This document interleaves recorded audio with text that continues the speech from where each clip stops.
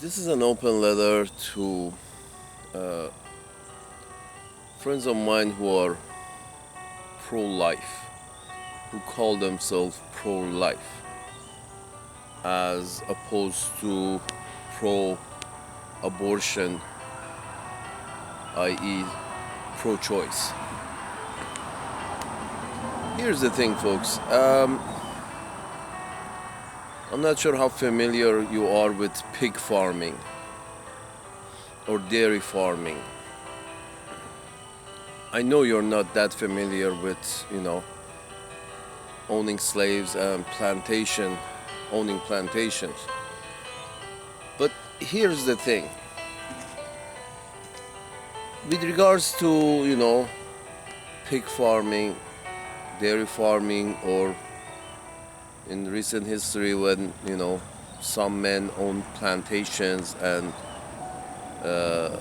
they owned slaves, many slaves to tend to that plantation. These folks, let's start with the pig farmer. The pig farmer really is not that concerned with the quality of life of his pigs, but he does care about the existence of those pigs. He cares about the existence of those pigs. So when you look at the pig farmer, one way to look at the pig farmer is to say that the pig farmer is pro-life. That's one way to look at the pig farmer and say, yes, the pig farmer is pro-life, not pro-choice. And the reason for it, there's a reason for it. He's not, he's not in love with the pigs.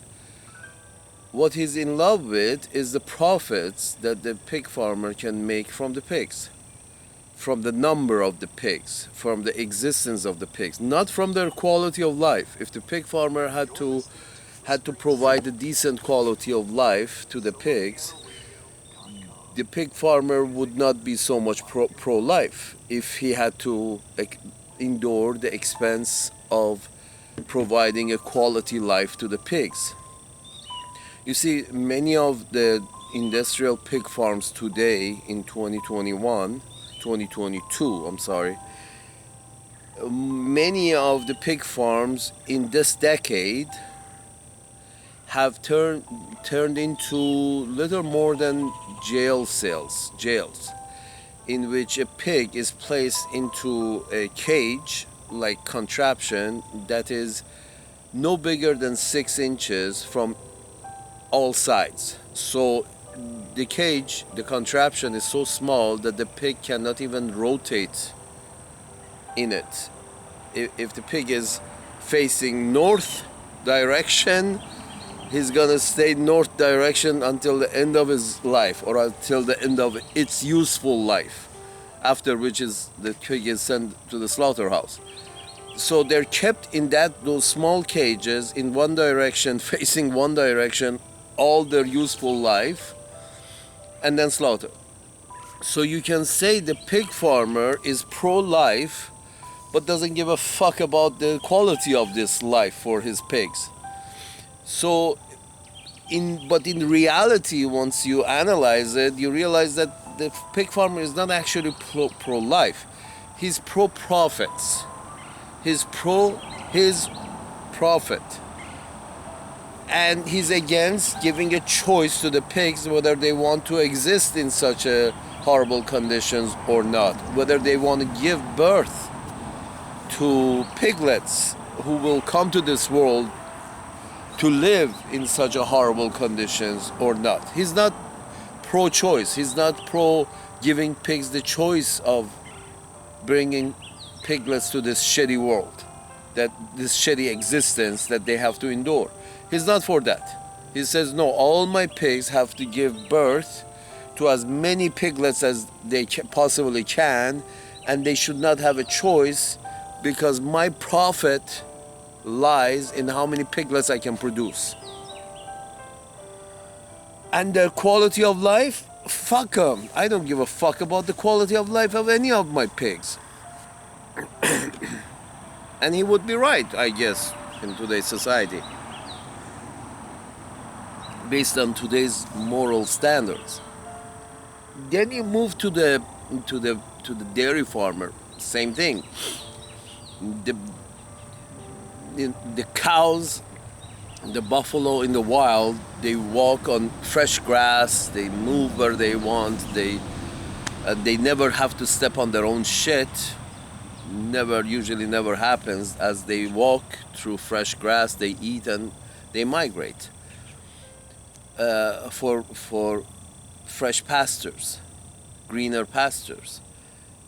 But what happens in a dairy farm is the cows are just walking through their shit all day long. Their shit is like ankle deep, and the cows are walking through it. And they're jailed. They don't see any new pastures. They're just, see the same environment. It's like putting people in jail. Cows, same thing. You designated a certain enclosed environment for them, and they have to spend all their life over in this environment, walking through their own shit and piss and their friends' shit and piss all day long, because you need to produce some milk from them. My point is this: the dairy farmer also doesn't give a choice to his cows whether they want to bring any calf to this shitty world that they live in or not. The dairy farmer is going to say, I am pro-life, all lives are precious, all my cows have to give birth to calves and bring those calves to this world because life is precious and God has given and blah blah blah blah blah blah blah. Again, he's disguising his search for profits. He's disguising his endeavor for profits into the holy shroud of God and religion and life and existence, and infant is life and infant is important, and from the time of conception it's all written in some a godly book that it's all precious and life is precious and conception is precious. None of this, all bullshit. It's a disguise that whatever the farmer says, it's a disguise, because his ultimate objective is to have as many calf as he can from his cows, because his profit lies into numbers. His profit doesn't lie in quality. His profit lies in numbers. Not quality, but numbers. Not the quality of life for his livestock, but numbers. Let's move forward. A plantation owner in the South, not even 100 years ago, in 20th century, in 19th century, in United States, a plantation owner, his objective in the United States, in South America, in Central America, in Africa, in some places in Asia, plantation owners, they really didn't give a fuck about the quality of the slaves' life, but they cared about their numbers, because the number of slaves determine how much profit they make. Whether they choose to use these slaves themselves or sell them, either case, because they were looked at as chattel, as wealth. That because of that reason, the plantation owners, the slave owners, because of that reason, they wanted more.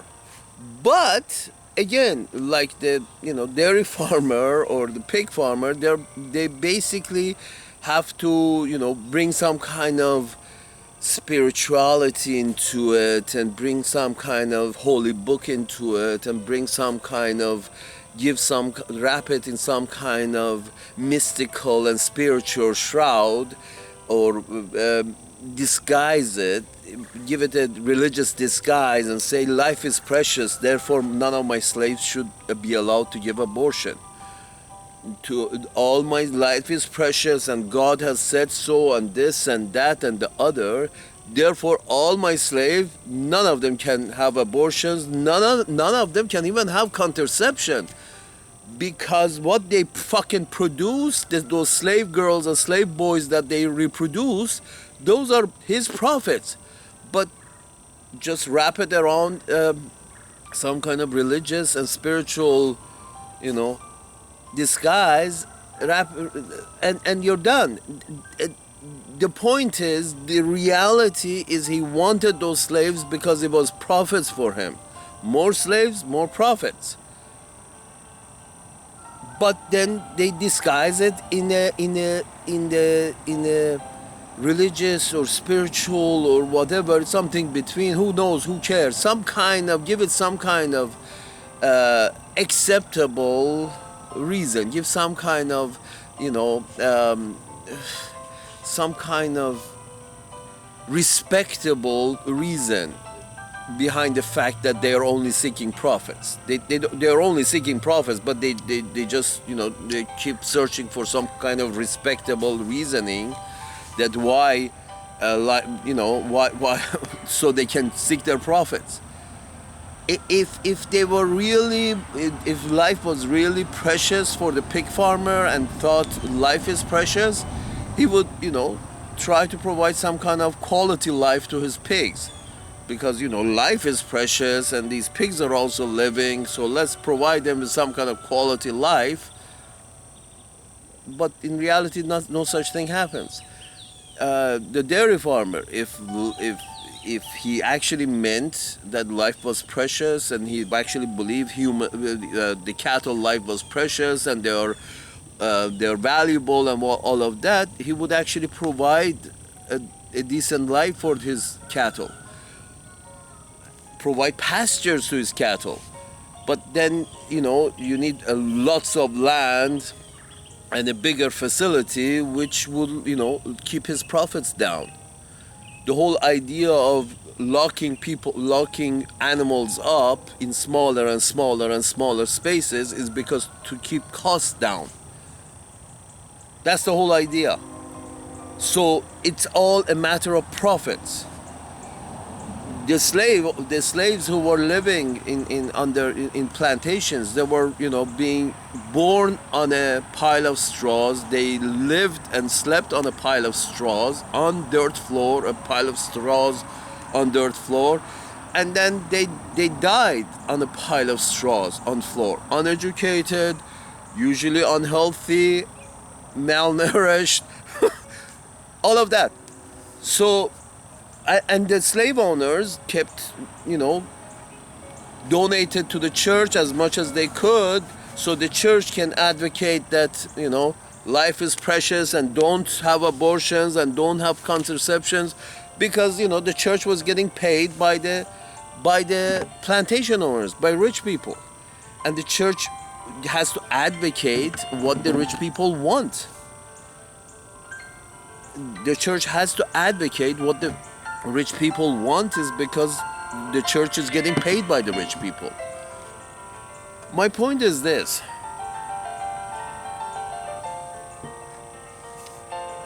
When you come to, now let's assume none of us are slave anymore, or I guess except in, you know, countries that they decided to set free and help them to become democratic, like Libya, where once again slave markets have taken over.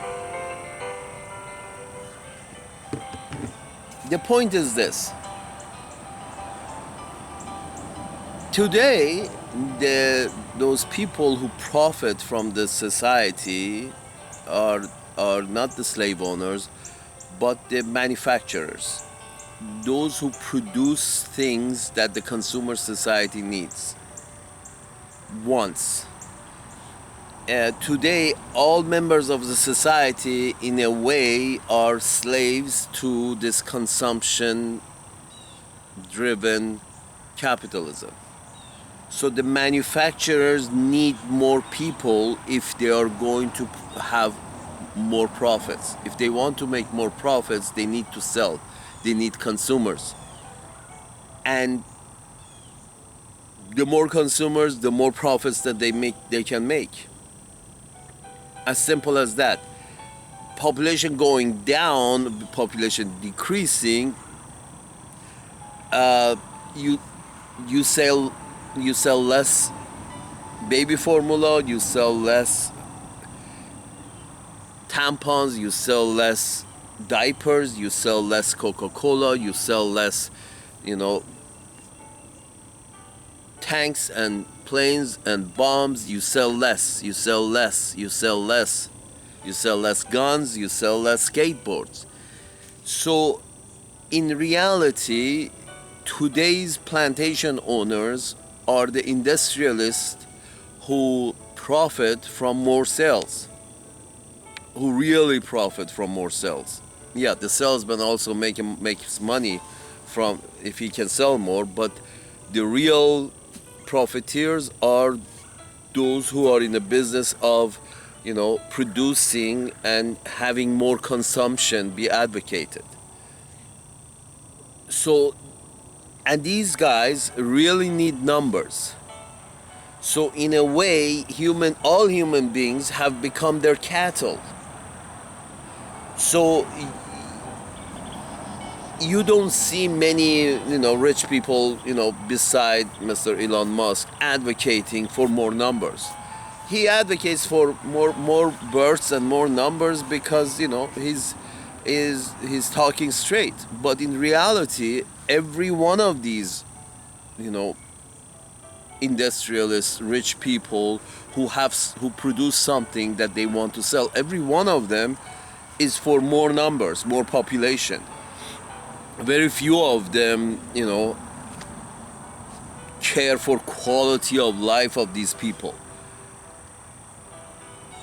Very few of them.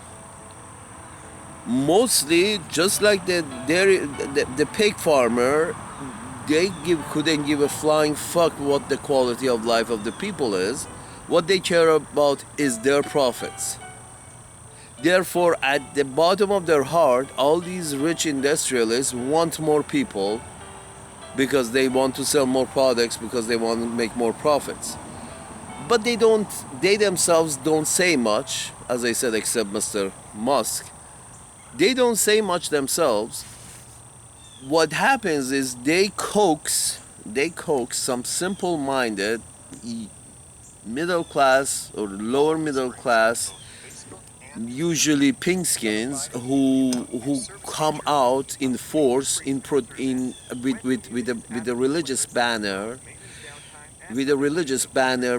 hoping, advocating for more people, advocating for more people, advocating for more numbers, advocating for more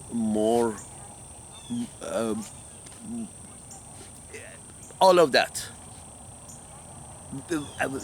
Ad, just saying life is precious and advocating is life started conception and life this and life that, and you're thinking to yourself, do these guys understand quality of life? Do these guys understand these simple-minded folks that keep under buying into the religious aspect of infants and buying into the religious aspect of life and birth, and these are the simple-minded folks.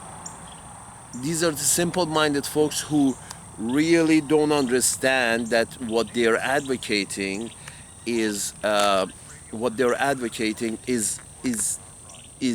lower quality of life for everyone, for the sake of keeping the numbers up. Lower quality so they can keep the numbers up. When in such a situation, why lower quality just to keep numbers up is because the more people you have, whatever resource you have has to be distributed amongst the bigger number of people, larger and larger number of people. So therefore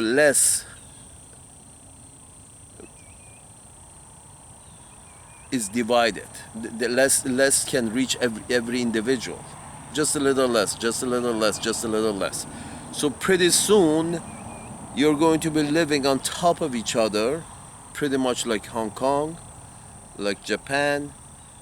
Uh, it's going to, the cities, countries are going to look like pig farms, dairy farms, all packed next to each other with low quality of life, and just because we advocate for more numbers, because the more you have, even if you think of it in terms of the states, in terms of countries, the idea is the more you have, the more people you have,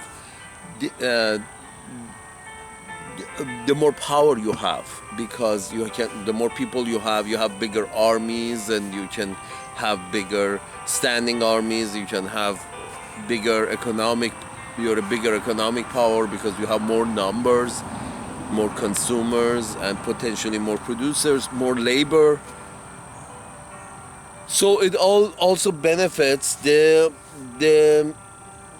owners of the society, the managers of the society, the politicians. So the politicians benefit from more numbers because it gives them more power, and the industrialists benefit from more numbers because it gives them more profits. But the people themselves, just like the cows and the pigs in the dairy farm and the pig farm, they're going to be having a shitty life. Yes, the more pigs a pig farmer has, the richer and more powerful he becomes. But the pig's life is going to get worse and worse and worse, because assuming the pig farmer has a limited, the size of his farm is limited, so he has to pack more and more pigs into the same farm. So the pigs' cages have to shrink in size and become even smaller and smaller. The pig farmer makes more profit, has more power, attains more power because of more wealth, but the pig's life becomes even worse when their numbers increases. So it's not a good idea, folks. Let's reproduce as much as we can. It's not a good idea. The rich and those simple-minded folks who have been fooled by the religious disguise of this idea advocate for it. But the reality is, it's bad for all of us. The higher there are our numbers, the higher the number of the common man, the higher the numbers, the worse the quality of life is going to get. Not a good idea.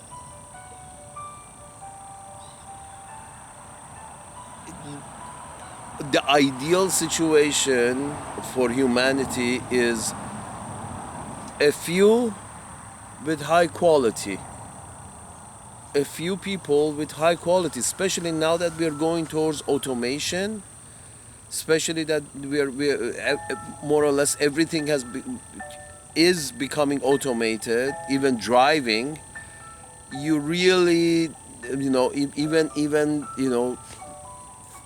work that used to need intellectual power is more and more is being left to the AI, artificial intelligence. So you had physical work that was given to automation decades ago, and now more and more cognitive work is also being given over to the machines, handed over to the machines. You really don't need that many people. It's not necessary. You need quality. You don't need quantity. The more we reproduce, the more the politicians are tempted to start wars, because they think they have more people, they will become prevalent in any war that may happen. it just gives another bad aspect of having more people is gives politicians this, you know, this illusion that because they have more people under their control, they can, you know, start war with each other at any time because they feel they're going to be prevalent because they have more people, more numbers. Yeah, not a good idea. If politicians had less people under their control, if there were small populations under control of politicians, the politicians would be, you know, more accountable, less power hungry. More accountable, less power hungry.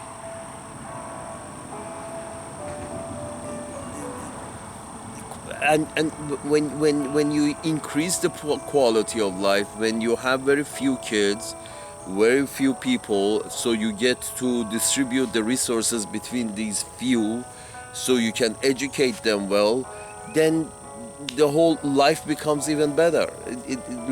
So you have few people who understand more, who comprehend more.